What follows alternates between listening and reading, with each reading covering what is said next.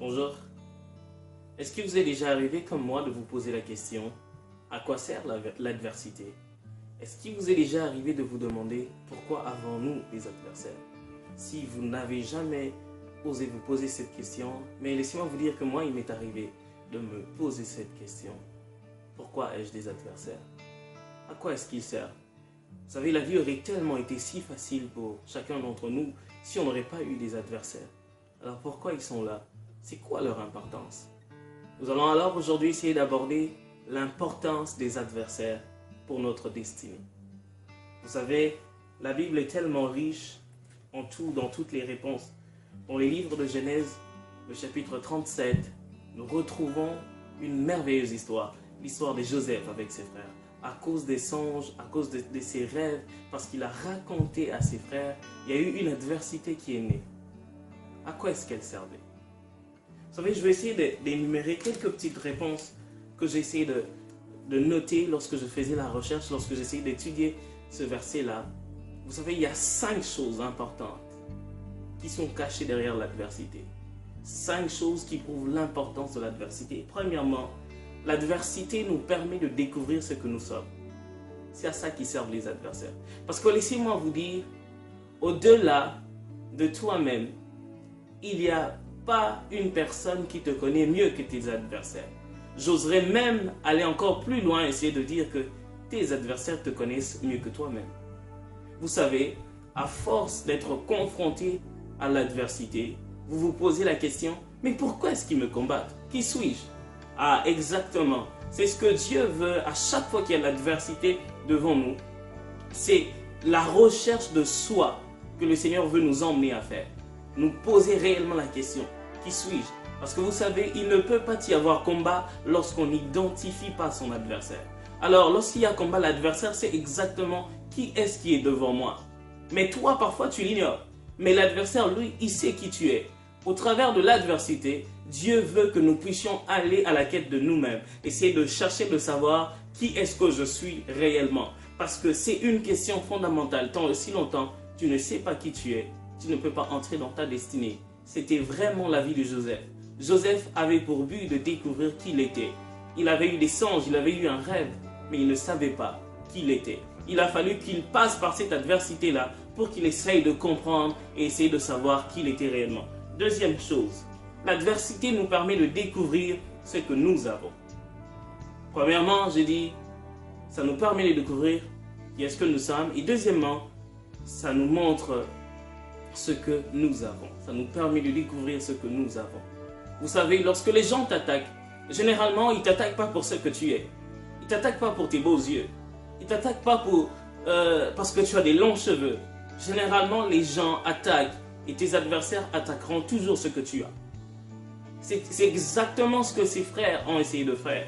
Vous savez, dans Genèse 37, la Bible le dit, 37, le verset 8, la Bible dit, ses frères lui dirent, « Prétendrais-tu devenir notre roi, nous gouverner ?» Et ils le détestèrent de plus belle à cause de ses songes et de ses propos. Le problème n'était pas Joseph. Le problème, ce n'était pas Joseph qui les intéressait. Mais leur vrai problème, c'était ce que Joseph avait, c'est-à-dire ses songes.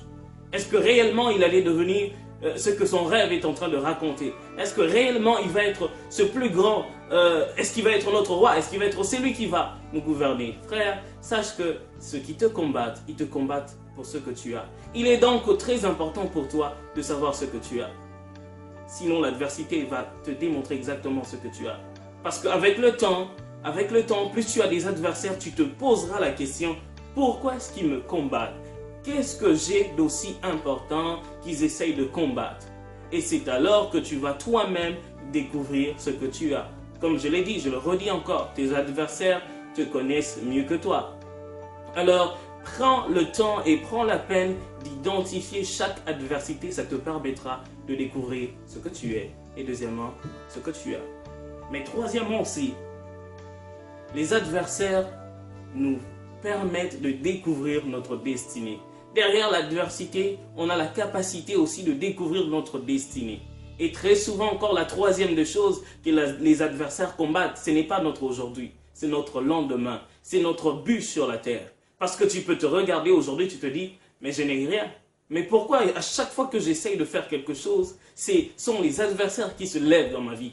Tout le monde se lève contre moi. Les gens se liguent contre moi. Je n'ai encore rien fait. Je ne suis même pas millionnaire. Je ne suis pas encore milliardaire. Mais qu'est-ce qui se passe? Pourquoi est-ce qu'ils te combattent? Ils ne combattent pas ton aujourd'hui, mais ils combattent ton lendemain. Parce qu'ils savent que s'ils te laissent progresser aujourd'hui, demain tu seras grand. Demain tu seras plus grand et tu seras plus fort que eux. Et leur but c'est de combattre ta destinée. Ils ne veulent pas que tu te rendes là. C'est ce que l'adversité nous permet aussi de découvrir. Plus on est combattu, plus on comprend pourquoi est-ce que les gens nous combattent. On arrive à maîtriser notre destinée, à savoir, ah exactement, s'ils me combattent, c'est parce qu'ils ne veulent pas que j'arrive là. Exactement, Joseph, tes frères te combattaient parce qu'ils ne voulaient pas que tu puisses régner sur eux. Parce qu'en réalité, à cette époque-là, Joseph ne régnait pas encore. Pourquoi devenir ses adversaires? Pourquoi le vendre? Pourquoi chercher à le tuer? Il n'était rien, ce n'était que de rêve. Mais vous savez quoi? Au-delà de vous, vos adversaires savent réellement voir votre destinée mieux que toi. Si tu ne sais pas voir ta propre destinée, tes adversaires te la prendront. Quatrième de choses, c'est que l'adversité nous permet d'amplifier notre relation avec Dieu. Très souvent, le Seigneur se sert exactement des combats de nos vies pour nous rapprocher de lui. Vous savez, parce que très souvent, lorsqu'on est combattu, on regarde à gauche, on regarde à droite, on se rend compte que pour ce combat, papa ne peut pas m'aider, maman ne peut pas m'aider, il ne me reste que le Seigneur. L'adversité et le combat de nos vies, parfois, nous permet exactement de nous approcher du Seigneur. Et Dieu, quelquefois, utilise aussi l'adversité afin de nous rapprocher de Dieu. Mais vous savez, il serait tellement merveilleux de se rapprocher du Seigneur simplement avant que l'adversité nous apprenne à nous rapprocher de lui. Vous savez, Joseph n'a jamais été si proche de Dieu qu'en prison.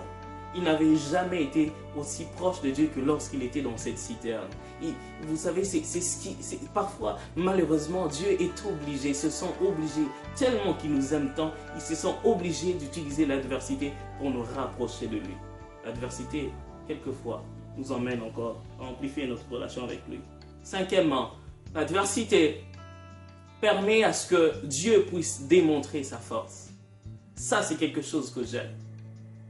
Au-delà de l'adversité, Dieu prouve sa puissance, Dieu prouve sa souveraineté, Dieu prouve sa force. Ça permet à ce que Dieu prouve qu'il est Dieu.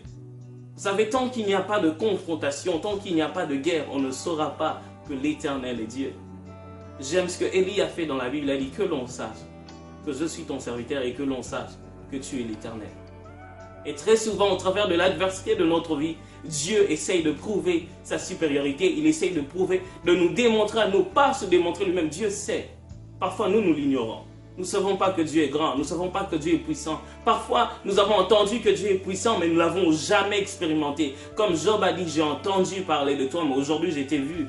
Quelquefois, Dieu utilise ces genres de circonstances dans nos vies afin de démontrer que c'est un Dieu fort. Tu avais entendu qu'il était un Dieu fort, mais l'adversité le permet de démontrer que réellement et de confirmer que effectivement, je suis un Dieu fort. Voilà le message que j'avais à partager avec vous aujourd'hui. Que le Seigneur vous bénisse. N'ayez surtout pas peur de vos adversaires. N'ayez surtout pas peur de l'adversité de votre vie. N'ayez surtout pas peur, parce qu'avec Dieu, nous ferons des exploits et avec Dieu, nous irons encore de gloire en gloire. Parce que peu importe, même si c'est ligue, même si les frères de Joseph se sont ligués contre lui, ils ne l'ont pas empêché de devenir Premier ministre. J'aimerais profiter de cette occasion pour te dire que ce que Dieu a prévu pour toi, ce que Dieu a réservé pour toi, s'accomplira certainement. Que le Seigneur vous bénisse.